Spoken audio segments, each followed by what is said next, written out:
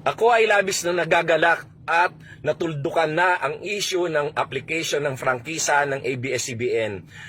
Pinagbubunyi ko itong araw na ito sapagkat nanaig ang konstitusyon, nanaig ang katarungan at nanaig ang tamang pag-iisip sa ating mga kongresman na bumoto na wag nang bigyan ng prangkisa ang ABS-CBN sapagkat napakarami ng nilabag nito at napakarami nilang mga ginawang katiwalian at marami silang mga kasalanan sa bansa at sa kanilang mga tauhan.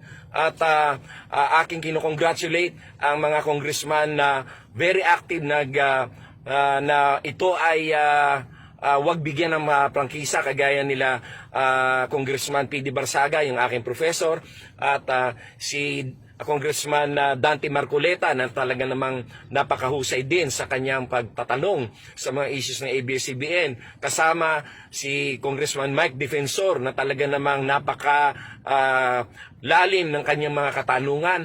At si Congressman Boying Rimulya na talaga namang hindi nakalusot ang mga kalokohan ng ABS-CBN. Congratulations sa inyo, mabuhay kayo at mabuhay ang lahat ng mga bumoto ng pagtanggi sa prangkisa ng ABS-CBN. Itong araw na ito ay nanaig ang katarungan. No? Maraming salamat. The violations, I think they were unable to unload the burden of proving to us that they're deserving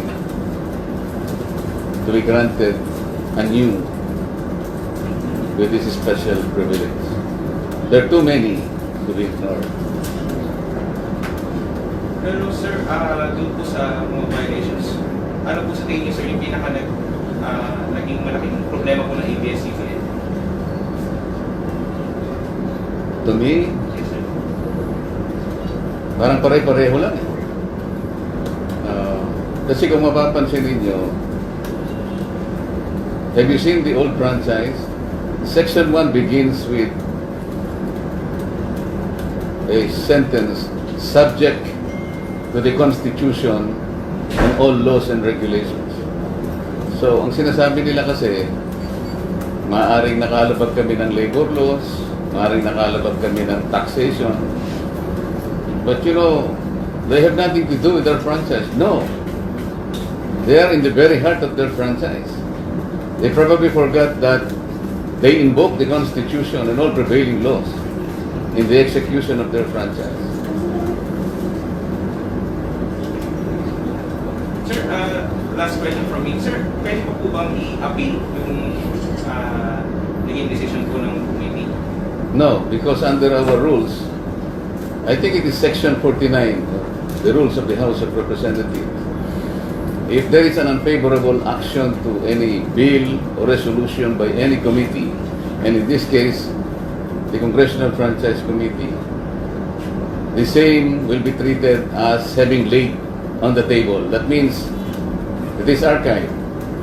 Just like that, it dies a natural death. And the action that will be taken, well, according to the rules,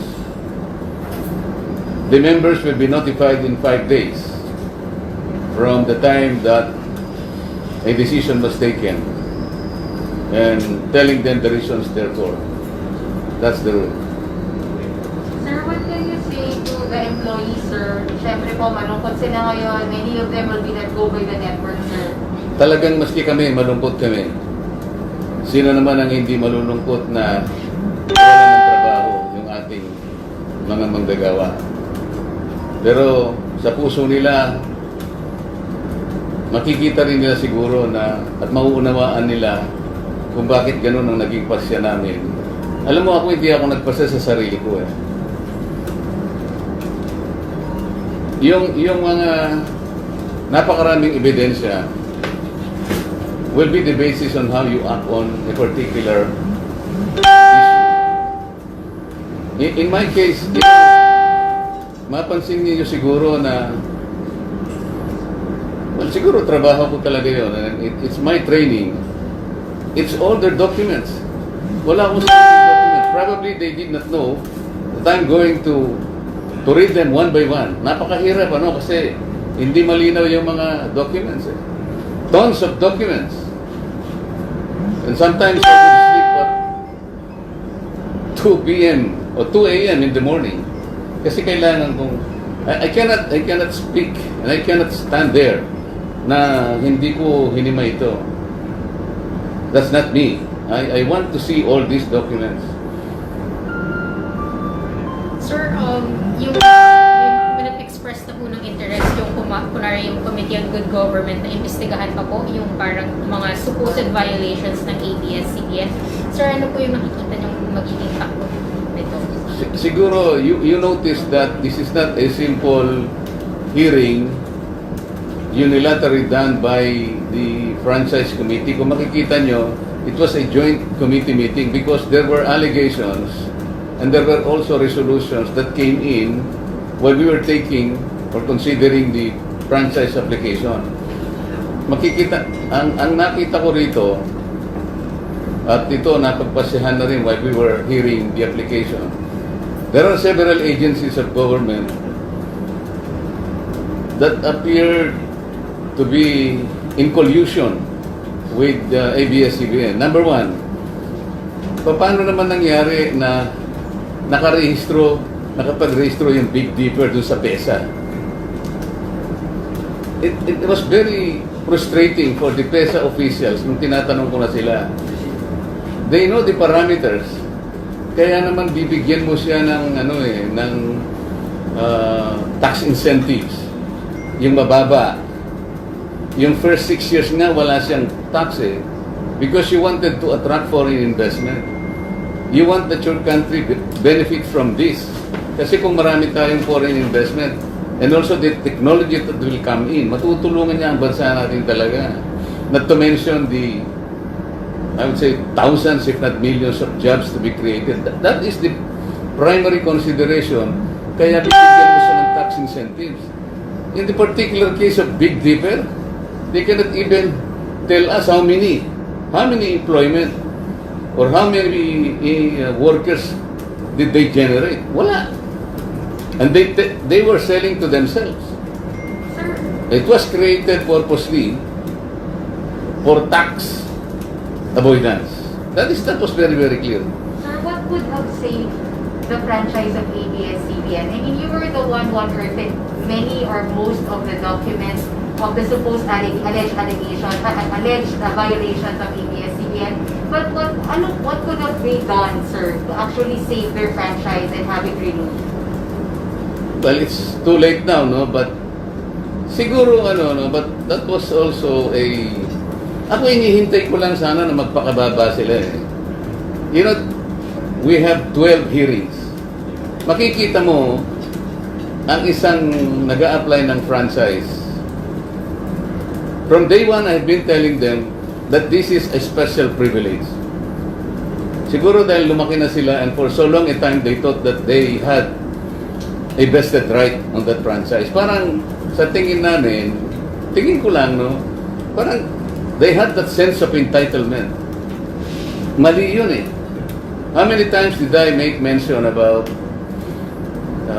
parang nanliligaw ka lang Because this is a special privilege. Nobody can appropriate this right. It is owned by the state. Ang problema, pag sumagot sila, ganun And then the last, yung panghuling araw, palagi nilang sinasabi, social media, any vendor, sa kanilang mga, what do you call this, pag nagbabanner sila sa kanilang mga shows, wala po kami ganyang pagkakasala. Oh my God, sabi ko. These people are probably living in a parallel universe, sabi ko. Bakit kayo na lang hindi nakakita ng ginagawa ninyo? What about this that we have unearthed? Yung lamang mga empleyado nila, nakita naman ninyo? Over hundreds of them, and the Supreme Court at so many times upheld the rights. Sir, they could have, they could have apologized. Sir. Nung una pa sana, tama naman yung linya ni Carlo Kaya lang, nung lumilitaw, parang paimbabaw lang You know, statements like, di naman po kami perfect We can reform. That was good, Maganda na yung umpisa nung magtanungan na, puro takip dito, all their accountants and all their battery of lawyers. Sa totoo lang eh, nandyan naman kayo eh. They had difficulty in answering all these questions. Medyo mahirap pag, alam ko kayo naman, nandyan din kayo eh. The unifying, I think, fact that was established, talagang paiwas eh. Paikot. In so many ways. Eh sabi ko nga nung nabanggit ko rin, mabuti pa yung dalawang artista. Kasi nasabi ko na sa akin wala namang person. Totoo naman yun eh. Yung misis ko, panahon pa ng Forevermore, alam, nasabi ko na naman, talagang hindi siya nood ng ganong mga, kasi ano yun eh, di ba, parang romance. No? Gusto niya kasama ako, kasi parang siguro it's more fulfilling na sa dami naman ng ginagawa ko rin, mapipilitan kang aakyat, di ba? Medyo matagal din naman yun. It will probably, mga 30 minutes din na tayo, no? Mga 25 minutes. Sabi ko sa kanya, bakit naman may dalawang 2 minutes na airing, tapos puputulin ng 3 minutes na advertisement. Kaya aabot ng 1 oras at kalahati eh. Yung ginagawa ko talaga, Forevermore, pagkatas meron pang isa, pagkatas ito, ano na ito? Make it with you. Oh, sabi ng asawa ko, eh talagang gano'n eh. So, kung meron pa po ba silang ibang resort para makabalik sila sa airwaves, ano pwede ba nilang gawin? They can appeal or kailan pwede mag-file ng appeal for another new franchise? I cannot speculate. It's up to them kung anong gagawin nila, di ba? But as for them filing another bill, there's no way. Kasi wala na eh. Sa rules, sir, sinay niyo yung rules kanina. Bawal sa rules. Well, the same setup, the same organization, it was rejected. So, 70 against 11. So 2022 na, sir, kung sakali mang gusto nila ulit mag-apply. The same organization? Yes, sir. No. Papawa na rin sa 2022. Paano mo approve the same organization? It was already rejected. Sir, sa 2022, sir, sa 2022, given that there will be different set of congressmen, sir, mas may chance pa sila doon, sir, na makapag-renew po. You are assuming that the franchise will be up to 2022. Paano kung meron ng binigyan ng gobyerno? Kanino ba bibigay yun? Anong franchise pa bibigay mo sa kanya? See? Yung franchise is a finite resource. Ina-allocate ng government yun. So, kunwari, meron ngayong magtatangka o makikiusap sa gobyerno, pwede po ba kaming mag-apply? Sabi niya gano'n. At nakita naman natin na deserving naman. Ano? At saka ngayon, siguro, this is an eye-opener siguro. Titingnan lahat yung... Ngayon lang naman nangyari talaga na binusisi lahat yung sections ng prangkisa. Dati kasi hindi masyadong tinitingnan. I'm not sure why. But I have to thank the Speaker, Alan Cayetano. Kasi siya naman ang nagbigay ng directive. Pinakamaganda siguro, sabi niya, na sige, busisiin na lang natin sa committee, balik ko na lang. You notice that he attempted to give ABS-CBN a provisional franchise. Ang nangyari lang kasi parang binaspas siya ng ABS-CBN o kaya ng mga kapanalig na parang naging negative pa sa kanya yun. Kaya ang nangyari, sabi niya, o sige, gusto ko naman tumulong sa inyo. Ganyan pa yung sinasabi ninyo sa akin. Ibalik natin sa committee. Ganun na nangyari. Sir, so with this development, ABS-CBN will lose its frequencies? Is it like parang a natural consequence of this? Hindi sa kanyang frequency. The frequency is the government's property. Sir, wala na rin ba yung, mawawala, magiging nga rin po ito po yung sa Supreme Court? Yung pending, Wala na yun eh, because that's put in academic. Tama naman yung Supreme Court. Walang nanalo doon, walang natalo. Supreme Court refused to decide on the marriage. Kasi, paano mo pa i-decisionan eh, di ba? Kasi, yung pagdidesisyon ng Supreme Court dahil expired na yung franchise. The Solicitor General was questioning the franchise. Nag-expire na, sabi ng Supreme Court, hindi na namin i-dispose ito on the merits because moot and academic. That was it.